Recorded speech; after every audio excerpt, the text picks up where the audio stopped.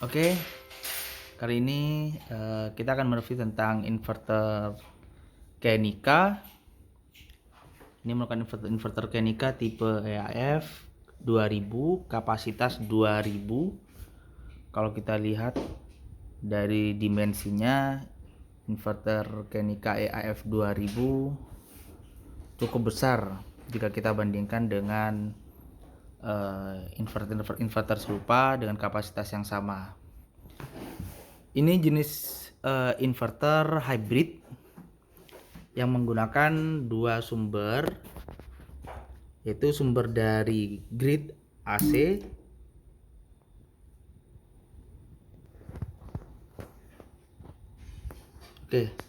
inverter ini mempunyai dua sumber untuk charging baterainya. Ini jenis off grid ya, off grid hybrid, jadi tetap memerlukan baterai.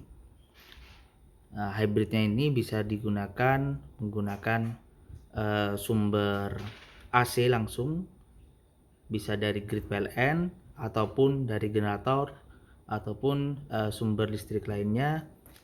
Yang penting rating tegangannya 220 volt AC dengan frekuensi 50 Hz. Oke, kalau kita lihat di sini pada port inverter hybrid terdapat port baterai. Ini sebagai input output menuju baterai, dan di sini input dari PV, dan di bawahnya merupakan input AC. Input ini merupakan inputan dari sumber hybridnya, bisa dari tegangan PLN, jala-jala grid PLN ataupun generator ataupun lainnya. Dan di port AC output ini yang menuju ke beban. Oke. Inverter ini menggunakan sistem tegangan baterai 48 volt. Di sini saya hubungkan dengan 4 buah baterai, masing-masing kapasitasnya 50 ampere dengan rating tegangan 12 volt. Untuk mendapatkan sistem 48 volt, saya hubungkan seri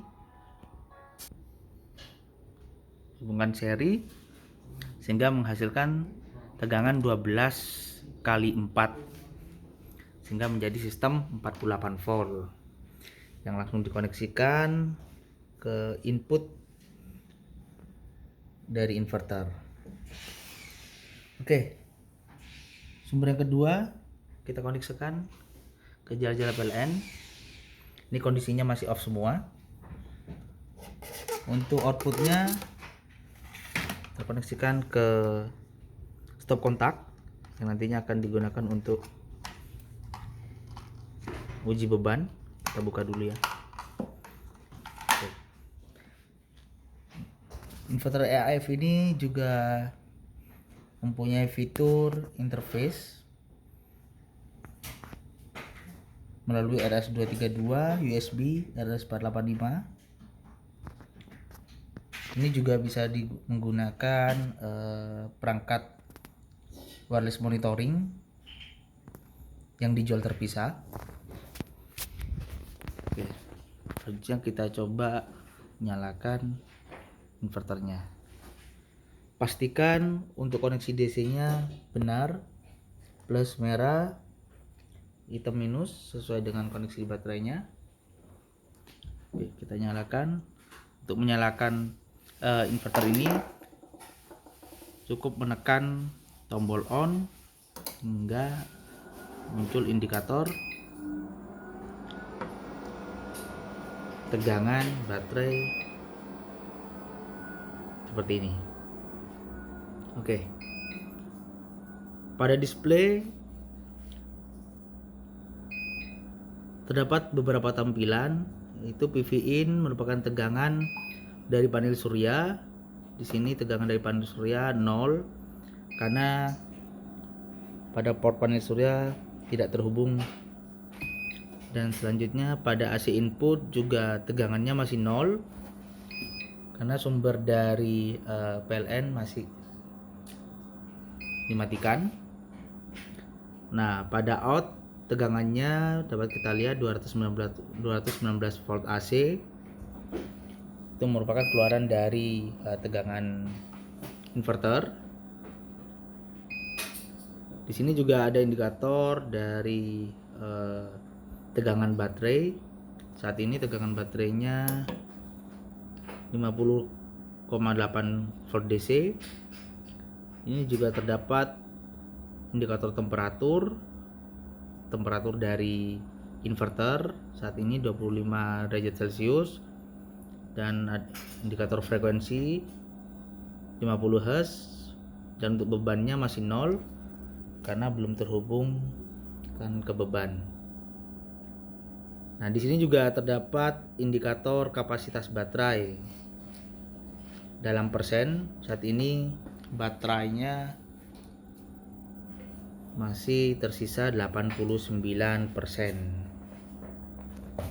Oke. Nah, ini single line dari inverternya.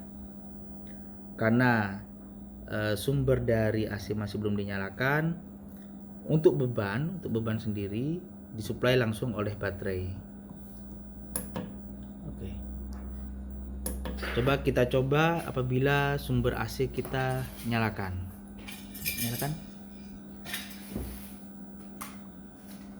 Nah, bila sumber AC kita nyalakan, maka kita dapat lihat di sini terdapat line dari AC input, dan pada indikator AC inputnya terbaca tegangannya 229 volt AC. Oke. Selanjutnya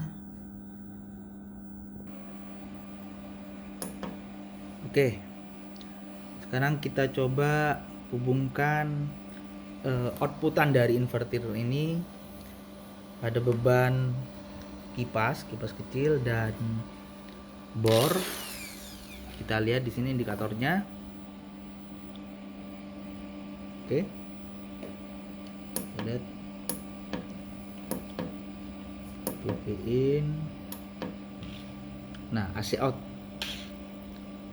kita dapat lihat di sini bebannya untuk AC outnya 29 watt. Coba bornya dinyalakan.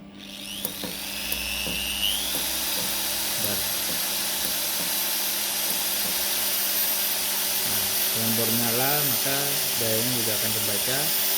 Nah, ini indikator beban dalam persen. Beban saat ini 5% dari kapasitas total beban inverter. Oke, inverter ini juga bisa kita interfacekan ke PC. Oke, setelah ini kita mencoba interface dari inverter. Kita menggunakan port USB.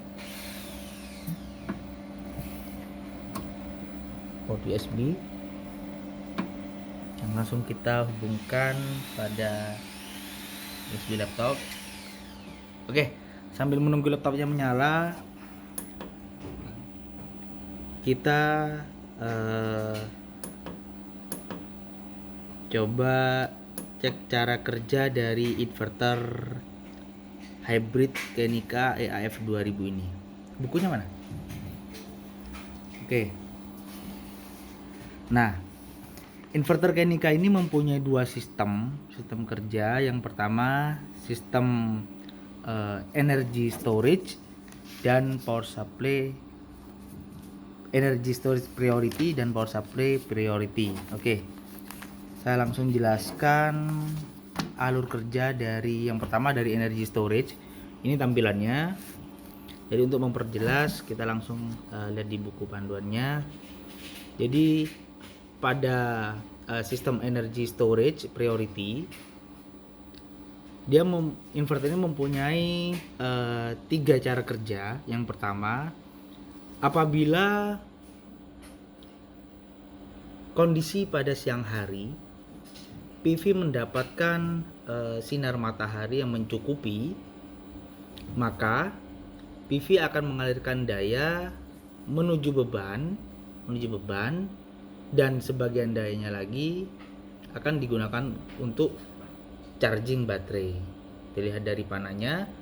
Sedangkan untuk AC, sumber AC-nya, hybrid AC-nya, dia akan off.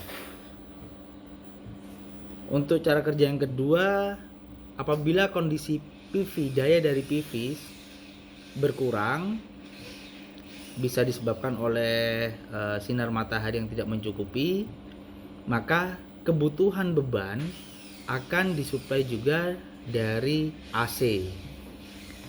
Oke, alurnya AC akan menyuplai beban melalui stabilizer yang terdapat di dalam inverter ini, sedangkan PV melalui MPPT yang terdapat di dalam inverter ini juga akan ikut membantu menyuplai beban, dan sebagian dayanya akan digunakan untuk charging baterai. Pada kondisi ketiga adalah ketika malam hari atau kondisi hujan. Dalam artian lain, panel surya tidak mendapatkan sinar sehingga panel surya tidak mendapatkan daya, maka beban akan disuplai daya langsung dari AC. AC ini bisa dari PLN ataupun generator ataupun sumber AC lainnya. Dan pada pada sistem energi storage prioritas ini, dia akan memprioritaskan penyimpanan energi. Jadi dari ketiga cara kerja ini semuanya memprioritaskan penyimpanan energi. Meskipun sekalipun itu bekerja pada mode nighttime, AC akan menyuplai beban sepenuhnya dan sebagian dayanya lagi akan digunakan untuk disimpan atau charging baterai. Oke. Ini tampilannya. Nah, pada tampilan ini kondisi saat perekaman ini pada kondisi malam hari. Jadi sekalipun ini tidak terkoneksikan dengan PV, sistem ini akan bekerja pada mode nighttime. Jadi dapat kita lihat alurnya sama dengan tampilan yang ada di display inverter. Nah, tampilan di sini, tampilan pada display inverter ini juga kita bisa lihat atau monitor langsung melalui wireless monitoring apabila kita menggunakan perangkat tambahan. Karena kita tidak menggunakan perangkat tambahan wireless monitoring, kita coba menggunakan interface menggunakan kabel USB. Nah, kita bisa langsung cek display ini dalam tampilan PC. Oke, yang pertama kita download dulu softwarenya, software IGF Solar, agar bisa membaca interface dari inverter Kenica ini. Selanjutnya kita langsung ke mainnya, inverter setting. Oke, inverter settingnya 25.000. Oke, langsung ke mainnya. Kita setting dulu. Nah, dari sini kita bisa lihat alur daya ke beban. Oke, kita bisa lihat animasinya. Untuk tegangan outputnya, coba dari mainnya dulu. Dari mainnya kita dapat dilihat. Oke, di sini tampilannya ada tampilan dari daya PV masih 0 karena belum terhubung dengan PV. Total generation dari PV juga 0 karena uji coba sekarang tanpa PV. Oke, jadi sumber saat ini akan disuplai langsung oleh AC dan sebagian lagi akan digunakan untuk charging baterai.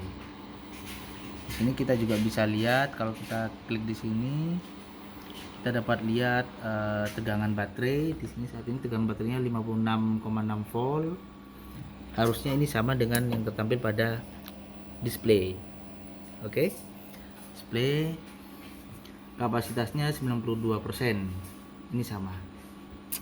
Coba pada AC inputnya, coba lihat detail AC inputnya. Input frekuensinya 50 Hz, input voltage-nya 228,3 volt. Oke, lainnya coba. Oke, kita lihat baterai sudah ya. Baterai sudah loadnya. Kita coba load. Nah, load sekarang. Jadi tegangan yang menuju beban kita dapat lihat di sini. Output voltage-nya 228 volt. Output frekuensinya 50 Hz. Active power-nya 35. Ya, semuanya juga 35 watt. Kita di sini menggunakan kipas dan untuk charging laptop. Oke, animasinya jelas ya, kelihatan di sini.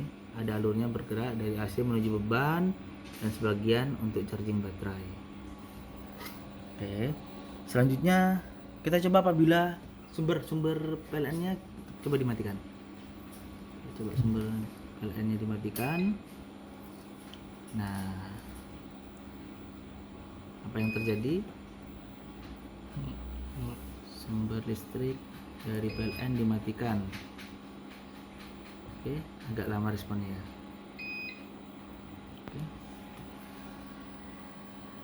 Oke, kita di sini. Oke, jadi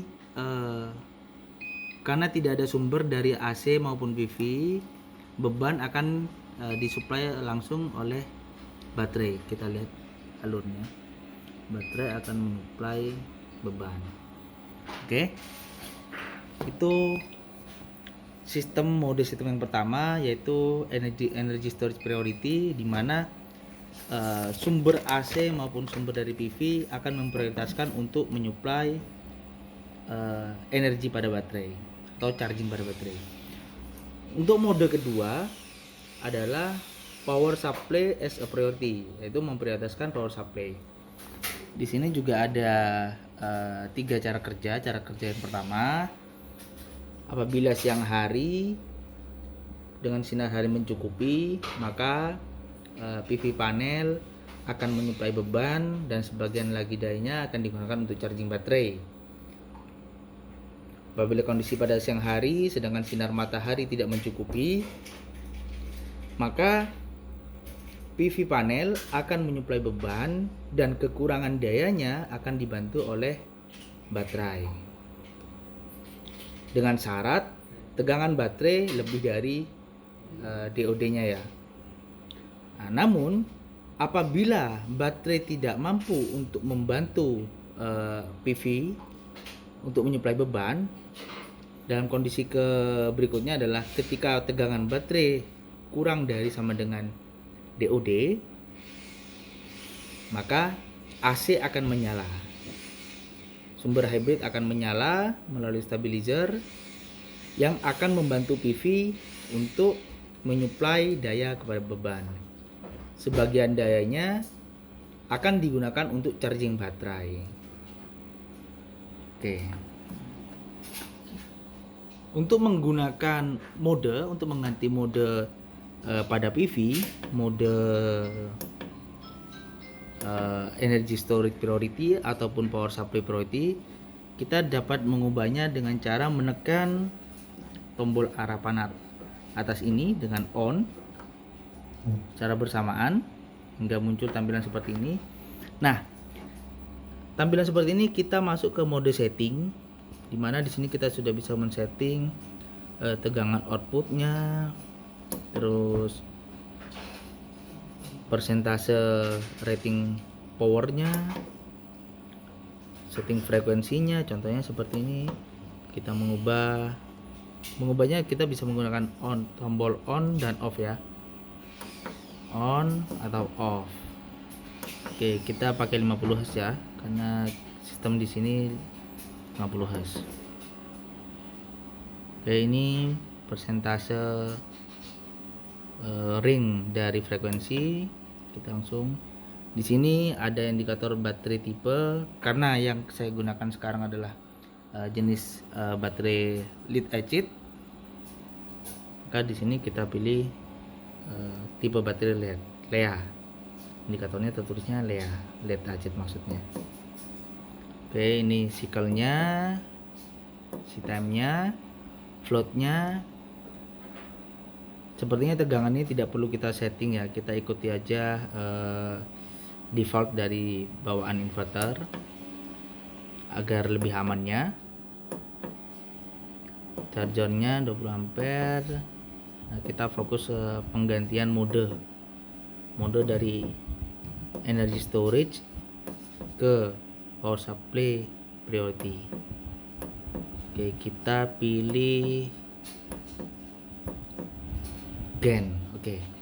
Apabila pada mode GAN off, secara langsung inverter ini akan bekerja dalam mode energy storage priority.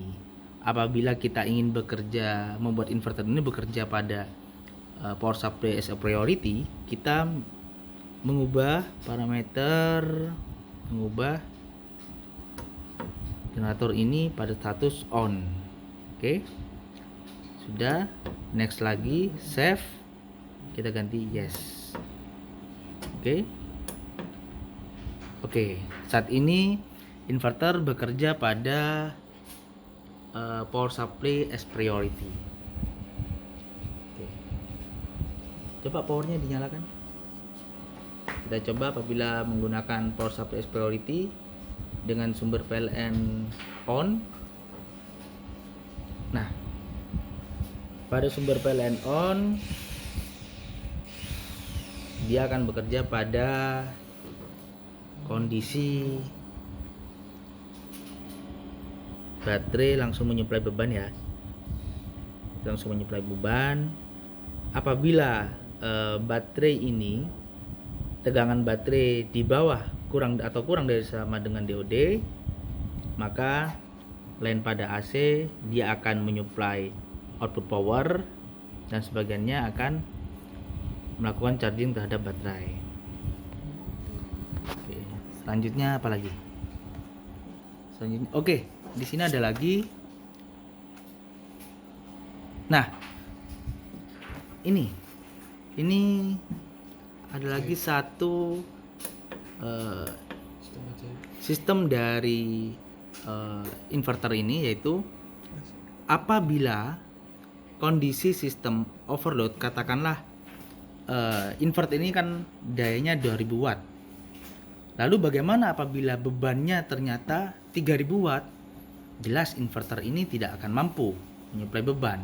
Nah, pada kondisi ini dapat kita lihat di sini, pada kondisi mati ataupun beban berlebih, maka beban akan disuplai langsung oleh AC melalui jalur bypass, tidak melalui stabilizer ya, melalui bypass.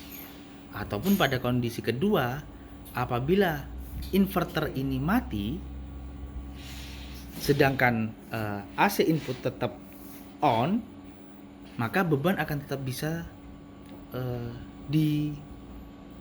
disuplai daya melalui bypass mode. Lalu bagaimana dengan PV? Apabila PV mendapatkan sinar matahari, maka PV akan melakukan charging pada baterai. Kita coba kita asumsikan inverter ini mati akibat dari beban terlalu besar. Oke, dapat kita lihat AC-nya langsung menyuplai beban melalui bypass mode. Bypass. Oke, kita lihat di sini. Oke, kita lihat lebih detailnya, kita bisa langsung lihat di interface-nya pada PC, pada softwarenya.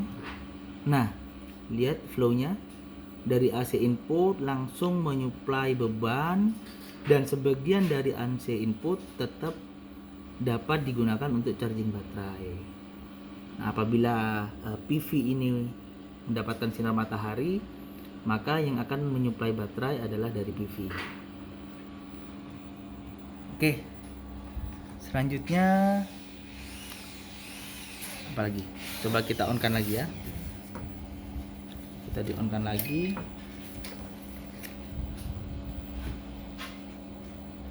Oke, beban akan disuplai oleh baterai secara langsung.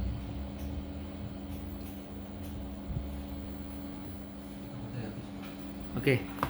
Nah,